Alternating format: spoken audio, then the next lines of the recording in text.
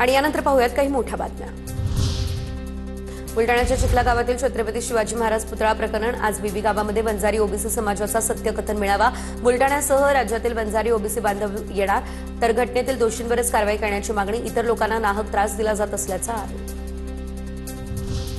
बुलढाण्याच्या चिखला या ठिकाणच्या छत्रपती शिवाजी महाराज पुतळा प्रकरणी बुलढाण्याच्या काकडी या ठिकाणी आरोपी सरपंच गणेश काकडला पोलिसांकडून अटक। चिखला काकड परिसरामध्ये कलम 163 नुसार संचारबंदी लागू। समाज माध्यमांवरील अफवांवरती विश्वास ठेवू नये, पोलिसांचं हे आवाहन। कोल्हापूरच्या इचलकरंजीच्या कबनूर गावामध्ये एका महिलेने महापुरुषाबद्दल अपशब्द वापरल्यानं तणाव, तर शिवप्रेमींकडून कबनूर चौकामध्ये रास्ता रोको। संतप्त जमावाकडून महिलेच्या घराची तोडफोड, समाजकंटकांकडून पोलिसांवरती दगडफेक, पोलिसांकडून सौम्य लाठीचार्ज। कोल्हापूर या ठिकाणी शक्तीपीठ महामार्गाविरोधात आज राज्यव्यापी आंदोलन। कोल्हापूर जिल्हाधिकारी कार्यालयाबाहेर निदर्शनही केली जाणार। आंदोलनात खासदार शाहू छत्रपती, काँग्रेस नेते सतीश पाटील, स्वाभिमानी शेतकरी संघटनेचे नेते राजू शेट्टी देखील सहभागी होणार। मुंबई महापालिकेच्या स्वीकृत नगरसेवक पदासाठी शिंदेच्या शिवसेनेकडून राज सुर्वे यांच्या नावाची चर्चा। आग्रही भूमिकेनंतर देखील राज सुर्वे यांना शेवटच्या क्षणी तिकीट न मिळाल्यानं आमदार प्रकाश सुर्वे नाराज असल्याची चर्चा।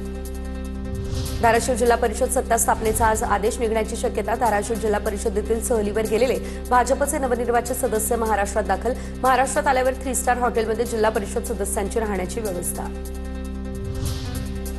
रामशास्त्री प्रभुणे यांच्या भाजपनं तालिबान केला। हर्षवर्धन सपकाळांची ही टीका। देवेंद्र फडणवीस आणि काशीराम कोतवाल यांची कार्यपद्धती एकच, अंगावर आले तरी शिंगावर घेण्याची भाषा करू नये, सपकाळांचा इशारा।